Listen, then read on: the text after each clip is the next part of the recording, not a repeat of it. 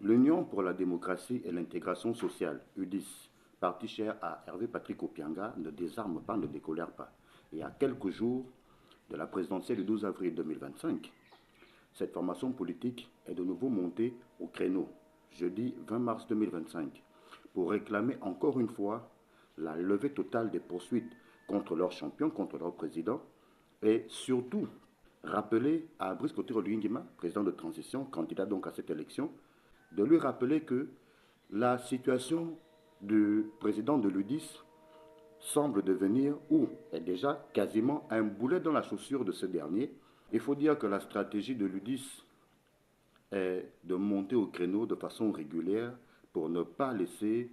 la température retomber, de continuer à mettre la pression sur les autorités du pays, notamment les autorités judiciaires,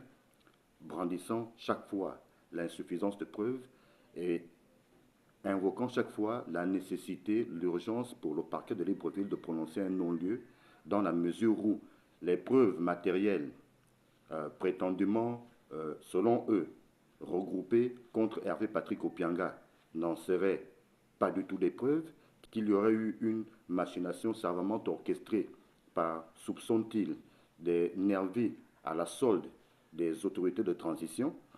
et de pointer le doigt accusateur permanemment sur le président de transition, candidat donc à la présidentielle le 12 avril 2025, parce que ce dernier, que l'on a longuement vu aux côtés de Hervé Patrick Opianga, ou plutôt l'inverse,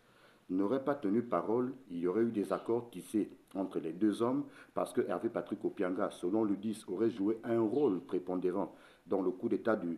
30 août 2023, mais que, juste après, l'opération lancée pour humilier Hervé Patrick Opianga aurait été mise en marche, une escalade qui est allée crescendo. Dès lors qu'il a été question de plainte contre ces derniers, on est allé vite en besogne, on a dit tout et n'importe quoi et on a lancé à la trousse du natif de Mounana dans la province de Haut-Ogooué, sud du Gabon, des forces de sécurité de défense jusqu'à la 3e catégorie pour mettre la main sur ce dernier qui est donc jusqu'à aujourd'hui en cavale. Pour l'UDIS, la situation d'Hervé Patrick Opianga est un boulet dans le processus électoral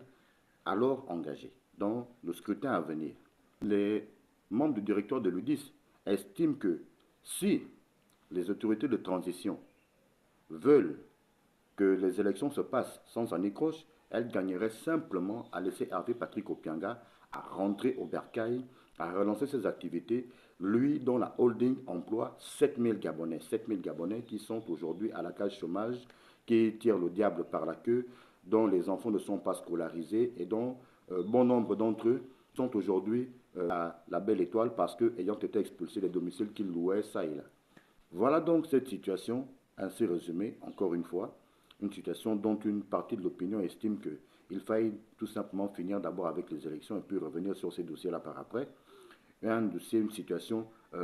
qui rencontre jusqu'à présent le silence de cathédrale derrière lequel semblent s'être murées les autorités compétentes, notamment les autorités judiciaires. Et voilà donc le dossier Hervé Patrick Opianga qui semble ne pas bouger, ne pas avancer. On ose croire que cette énième sortie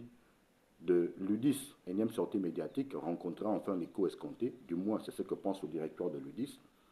Gageons qu'il en sera ainsi, à moins que. Très bien, on avance.